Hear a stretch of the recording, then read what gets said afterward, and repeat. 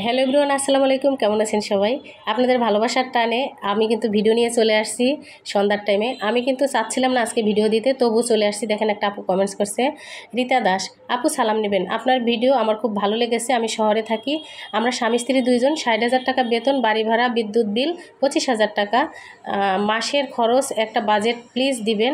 আমি প্রিয়া বলছি, আপনার জন্য অনেক দোয়া ভালোবাসা রইল। প্রিয়া আপু অসংখ্য ধন্যবাদ সুন্দর কমেন্টস করার জন্য। আপনার বাজেট ভিডিও নিয়ে আসবো, একটু ধৈর্য ধরবেন, আমি এই ভিডিওতে আপনার বাজেটটা দিয়ে দিই। আজকে কিন্তু খুব দারুণ দারুণ আলোচনা থাকবে। সংক্ষেপে সেটা হয়েছে যে বাচ্চা হওয়ার আগে কি প্ল্যান করব এবং বাচ্চা হওয়ার পরের প্ল্যানগুলো কি, আমরা কিভাবে বাচ্চাদের জন্য সেভিংস করব বা কেন করব, সেই আলোচনাগুলো কিন্তু আজকের ভিডিওতে থাকবে। আমি আমার বাস্তব জীবনের অভিজ্ঞতা থেকে কিছু কথা বলবো যে আমরা কিভাবে করছি, কেন করছি, আর আপনারাও বা কেন করবেন যারা এখনও নতুন সংসার বুঝতে পারেন না, তাদের জন্য আজকের ভিডিওটা নিয়ে আসবো।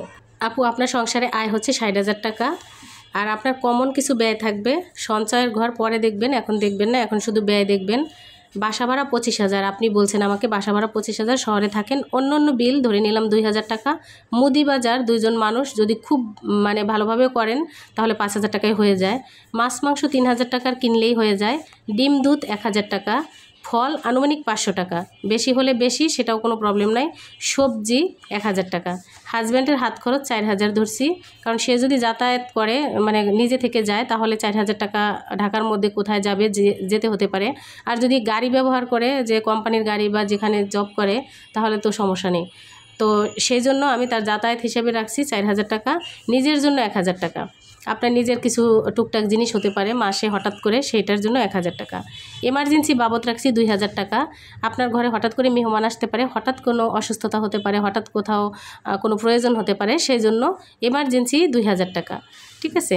এরপর এখানে একটা বড় ধরনের কথা আছে। আপনি বলছেন আপনারা দুইজন, এখন আপনার বয়স কিন্তু বলেন নাই যে আপনি কি বৃদ্ধ নাকি আপনি নতুন সংসার করছেন, এটা কিন্তু আমাকে বলেন নাই। তো আমি ধরে নিলাম যে আপনি নতুন সংসার শুরু করছেন, তা না হলে অবশ্যই আপনি কমেন্টস করতেন না, কারণ যারা নতুন ফ্যামিলি তারাই হয়তো বা আমাকে কমেন্টস করে, এটা আমি ধরে নেই।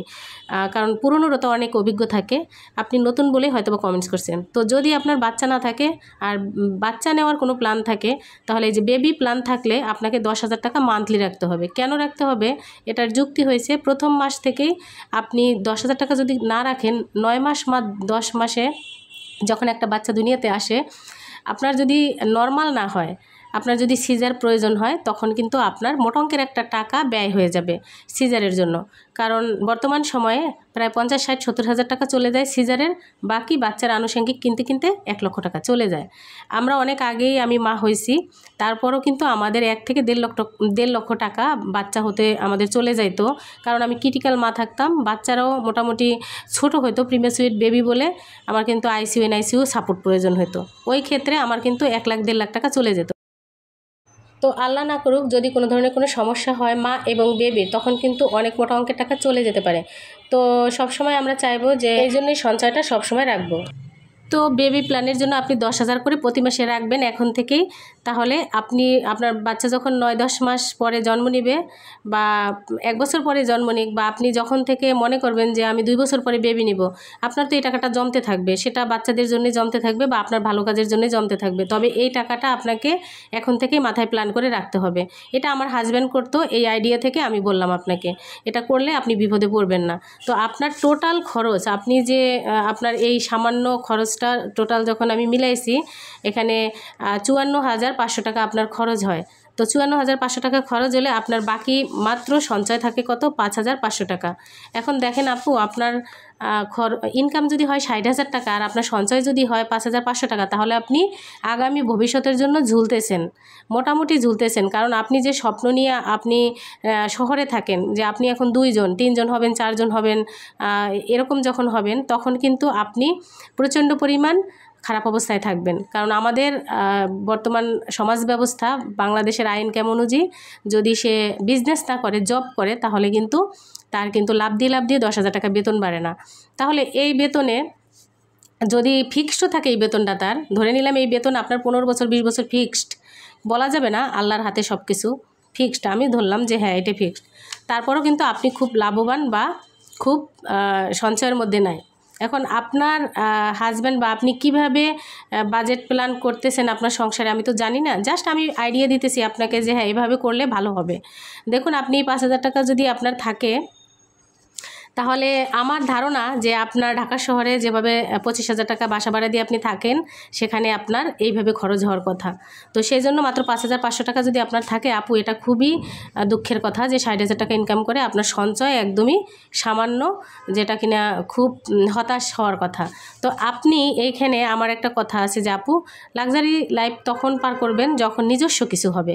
আমাদের নিজস্ব কিছু হয় তখন কিন্তু আমরা ওই বাড়িটাকে সাজাবো, সুন্দর করে গুছাবো, অনেক দামি দামি ফার্নিচার নিব, তখন আমরা সুন্দর করে একটা লাইফস্টাইল চালাবো যেন নিজের মানুষে দেখতে পারে যে আমার কিছু আছে, আমার কিছু হয়েছে। এর আগে আপনি কোথায় থাকলেন, কি করলেন, বাসা ভাড়া থাকলেন, কত ভাড়া থাকলেন, এটা কিন্তু মানুষ এতটা মাথা ঘামায় না। তো সেই জন্য আপনি এখান থেকে ইচ্ছে করলে 15,000 টাকার মধ্যে বাসা ভাড়া নিয়ে আসতে পারেন, বাকি 10,000 টাকায় আপনি বের করে সুন্দর করে লাইফের একটা প্ল্যান করতে পারেন। কেন করবেন প্ল্যানটা? দেখেন আপনার যদি বাচ্চা হয়, ধরে নিলাম আপনার বাচ্চা 1 বছর পরে হবে বা 2 বছর পরে হবে, তারপরও দেখেন আপনার একটা যদি এরকম প্ল্যান করেন, 5,500 টাকা আপনার থাকে, 500 বাদ দিলাম, এই 5,000 টাকা, একটা 5,000 টাকার ডিপিএস যদি 10 বছর মেয়াদি আপনি করেন, এখানে 8-9 লক্ষ টাকা চলে আসে বর্তমান প্ল্যান অনুযায়ী।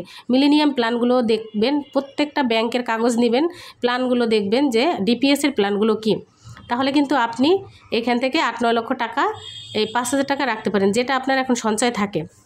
এরপর আপনি যদি বাসা ভাড়া থেকে সেভ করেন, হ্যাঁ 10,000 টাকা যদি বাসা ভাড়া থেকে বের করেন, তাহলে আপনি কি করবেন, ছোট ছোট ডিপিএস করবেন, ছোট ছোট অল্প রাখবেন, দীর্ঘমেয়াদী কিন্তু লাভ বেশি। কেন রাখবেন এগুলা? দেখেন আপনি 3,000 টাকা করে 15 বছর মেয়াদি 10 লক্ষ পাবেন, 3,000 টাকা করে 15 বছর মেয়াদি। আপনি এরকম মিলেনিয়াম অনেক প্ল্যান আছে যে 3,000, 2,000, ছোট ছোট অল্প টাকা আপনি জমা দেবেন, কিন্তু অনেক বেশি টাকা লাভবানে আপনি ওগুলো ভবিষ্যতে সঞ্চয় করতে পারবেন। সেই জন্য 3,000 আছে, 2,000 আছে, যেটা পছন্দ হয়। আমি আমার একটা আইডিয়া দেওয়া মাত্র, যে 3,000 করে আপনি 15 বছর রাখলে 10 লাখ করে চলে আসবে। এভাবে যদি আপনি 2 থেকে 3টা ডিপিএস করেন ছোট ছোট, বা একটা বড় ডিপিএস করেন, আপনি কিন্তু আগামী 15 বছর পরে এখানে 30 থেকে 40 লক্ষ টাকার মালিক হতে পারেন, শুধুমাত্র বাসা ভাড়াটা যদি আপনি কন্ট্রোল করে নিয়ে আসেন। দেখেন এই টাকাটা কিন্তু আপনার বাচ্চা যখন এসএসসি পাস করবে তখনই কিন্তু আপনি এই 30 লক্ষ 40 লক্ষ টাকার মালিক হবেন। শুধুমাত্র আপনি নিজেকে একটু এখন সংযত রেখে বাসা ভাড়াটা কমিয়ে সুন্দর একটা প্ল্যান করে আপনি কিন্তু এই টাকাটা সঞ্চয় করতে পারেন বুদ্ধি করে। তো আপনি এখন লাক্সারি লাইফটা এখন কাটাবেন, নাকি ভবিষ্যতে বাচ্চা কাচ্চার পড়াশোনা খরচ বা তাদের সুন্দর জীবন দেবেন, কোনটা আপনার কাছে জরুরি? বর্তমানে লাক্সারি লাইফ, নাকি ভবিষ্যতে সন্তানের ভবিষ্যৎ বা উচ্চশিক্ষা, তাদের মানে সব কিছু আগে, কোনটা আপনার কাছে বেশি গ্রহণযোগ্য, সেই কাজটা আপনি করবেন। তো আমার কাছে মনে হয় প্রত্যেকটা বাবা মাই যখন বিয়ে হয়, বাবা মা হয়, তখন কিন্তু সন্তানের কথা বেশি চিন্তা করে। তো আপনাদের এখনও যেহেতু 2 জন, আপনারা ভবিষ্যতে 3 জন 4 জন হবেন, নিশ্চয়ই তখন আরও বেশি বুঝতে পারবেন। তো যাই হোক, আগে থেকেই যারা বোঝে, একটু বোঝার চেষ্টা করে, তখন কিন্তু তারা লাভবান হয়, হতাশ হয় না। তো আপনি যেহেতু আমাকে কমেন্টস করছেন, নিশ্চয়ই আপনি ভরসা করে কমেন্টস করছেন, সেই ভরসার জায়গা থেকে, আমি সেই অধিকারের জায়গা থেকে কিন্তু আপনাকে এই প্ল্যানটা দিলাম যে এখনও সচেতন হন আপু, এখনও বুদ্ধি করে চলেন। আপনার এই বাসা ভাড়া কমিয়ে আসতে হবে, বাসা ভাড়াটা একদম কমানোর খুবই জরুরি আপনার কাছে। তো যাই হোক, এটা আপনার ব্যক্তিগত ব্যাপার, আপনি প্ল্যান চাইছেন সেজন্য আমি দিলাম। যদি আপনি এটাকে ভালো মনে করেন, অবশ্যই এরপর থেকে হয়তো বা চেষ্টা করবেন। আর যদি মনে করেন যে না, আমি যে কোনো জায়গায় থাকতে পারি না, আমার সমস্যা, তাহলে আপু আপনি চিন্তা না করে যেভাবে আছেন সেভাবেই থাকবেন। আপনি যতটুকু সম্ভব আয় ব্যয়ের পরে সামান্য সঞ্চয়, এটাই আলহামদুলিল্লাহ। তবে আমার কাছে মনে হয় ভালো একটা ইনকাম থাকলে তার মোটামুটি ভালো একটা সঞ্চয় রাখা দরকার ভবিষ্যতের জন্য, বৃদ্ধ বয়সের জন্য, সন্তানদের জন্য। তো এটাই হয়েছে সবচেয়ে বুদ্ধিমানের কাজ হবে আপু। তো আমার কথার মাঝে অনেক ভুল হয়, আসলে অনেক কিছু আমি হয়তোবা গ্যাপ রাখি, বলতে পারি না। এটা কিন্তু আমি একটা ফ্যামিলির সম্পূর্ণ বাধ্যতামূলক সে করবে বা করতেই হবে এমন কোনো কথা নাই, আপনি যে এটাই করবেন এমন কোনো কথা নাই। আপনার মাধ্যমে যারা দেখছে সবাইকেই বলছি, আমি জাস্ট আমার জীবনের অভিজ্ঞতা থেকে, আমি আমার ফ্যামিলির যে অভিজ্ঞতা, 15 বছরের অভিজ্ঞতা, সেই সাথে আমার হাজব্যান্ড আমাকে কীভাবে শিখাইছে সব কিছু, জীবনের আয় ব্যয় হিসাব, তারপর হচ্ছে কিভাবে সঞ্চয় করা, কিভাবে সব কিছু ম্যানেজ করা, সেই অভিজ্ঞতা থেকে আমি কথা বলি। আমরা কিন্তু আল্লাহর রহমত এর চেয়েও ভালো ইনকাম করেও আমরা কিন্তু অনেক মোটা অঙ্কের টাকাও আমরা সঞ্চয় করছি। তো সেই জন্য সেই অভিজ্ঞতা থেকে বলবো যে আপু এটা সম্ভব, এটা পারা যায়, শুধু মানসিকতা সেট করলেই সম্ভব। দেখুন আপনার ফ্যামিলিতে কিন্তু শুরু থেকে বাচ্চারা যখন ক্লাস 8-9 পড়ে তখন পর্যন্ত কিন্তু অনেক বেশি খরচ হয় না। খরচ হয় 9 ক্লাসের পর থেকে অনেক মোটা অঙ্কের টাকা খরচ হয়। তাদের প্রাইভেট ভালো স্কুল, তারপর হচ্ছে ইন্টার, এরপর অন্য অন্য খরচগুলো অনেক বেশি বেড়ে যায়। সেখানে যদি 2-3 জন বাচ্চা হয় তাহলে তো কথাই নেই। প্রতি বাচ্চার পিছনে যদি 20,000 টাকা খরচ হয় এভারেজ, মোটামুটি স্কুলে দেন আপনি তাদের কোচিং সহ বা প্রাইভেট সহ, তাহলে আপনি ধরে নেন যে আপনি ভবিষ্যতে আপনার 10-15 বছর পরে আপনার জমানোর খাতায় শূন্য থাকবে। তো সেই জন্য আপনি এখন থেকে একটু আপনার জীবনটাকে একটু সহজ করে, একটু স্যাক্রিফাইস করে এই সময়টা আপনি সঞ্চয় করে ফেলেন। যখন আপনার বাচ্চা হবে না কিংবা বাচ্চা খুব ছোট থাকবে, সঞ্চয়টা দ্রুত করতে পারবেন। তো ভিডিওর একদম শেষ প্রান্তে আজকের ভিডিও থেকে চলে যাব। সবাই ভালো থাকবেন, সুস্থ থাকবেন। আল্লাহ হাফেজ।